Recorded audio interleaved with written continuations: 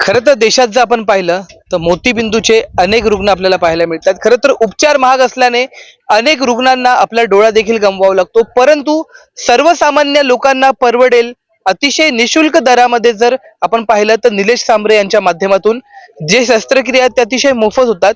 आणि आपल्याशी काही लाभार्थी आहेत, आपण त्यांच्याकडून जाणून घेऊयात. बाबा, काय सांगाल, तुमचं ऑपरेशन कधी झालं होतं डोळ्याचं? 3 महिने झाले, 3-4 महिने झाले. तुमच्याकडून कोणती फीस घेतली होती की नाही फुकट होतं सगळं. काय सांगाल निलेश सांबरेंबद्दल, काय वाटतं? नाही ते तो आहे देखणं, फार देखणं माणूस देखणं चांगला आहे तो. पहिले तुम्हाला काहीच दिसत नव्हतं, परंतु आता 80% दिसतंय. पण 50% देखणं दिसत होतं, आता देखणं 80% दिसते. निलेश सांबरे निवडणुकीसाठी उभे आहेत, खासदारकीसाठी. काय वाटतं, जिंकून आले पाहिजे का? हो, जिंकून यायला पाहिजे ती.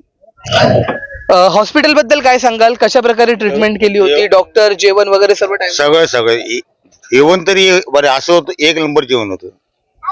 निश्चितच जर आपण पाहिलं तर सर्वसामान्य जनतेचे असे मत आहे की जी सिस्टम आहे ती अतिशय छानरित्या होती. जेवण असेल, डॉक्टर असेल किंवा स्टाफ असतील, यांनी आमची काळजी जी आहे ती अतिशय चांगल्या पद्धतीने घेतली.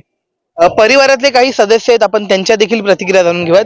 दादा, काय सांगशील? वडिलांचं ऑपरेशन जे आहे ते फ्री मध्ये झालं, कशा प्रकारे आभार मानशील? आभारी आहे. तर सगळं मुफी चाललंय, सगळं झालंय, व्यवस्थित झालंय, ऑपरेशन झालंय, बरं वाटलंय. साहेबांनी निवडून यायलाच पाहिजे. बाहेर जर आपण पाहिलं तर ऑपरेशनचा खर्च भरपूर असतो, परंतु या संस्थेच्या माध्यमातून जे आहे ते मोफत करण्यात आलं. तर काय वाटतं की कशा प्रकारे पैसे वाचले आणि तुमचे वडील देखील बरे झाले? पैसे वाचले, वडील बरं झालंय, तर म्हणजे धन्यवाद. निश्चितच खरं तर प्रत्येक जर या ठिकाणी जो आहे तो आभारच मानताना पाहायला मिळतोय. खरं तर परिस्थिती जर आपण या कुटुंबाची पाहिली तर अतिशय दयनीय आहे.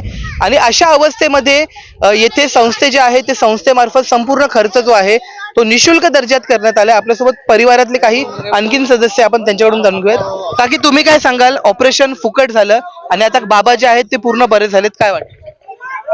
बरं झालं, ऑपरेशन चांगलं झालंय, मस्त 1 नंबर ऑपरेशन झालंय. ज्यांचं हे हॉस्पिटल आहे त्यांच्याबद्दल काय सांगाल? त्यांचे आभार कसे मानताल निलेश सांबरे यांचे? मला कोण जमतो? मग तिला काही कोणता हा, आमच्याकडं पैसे नव्हतं म्हणून ते जरा फुकट होतंय ना, म्हणून जरा बरं झालंय, ते ऑपरेशन झालंय ते बरं झालं.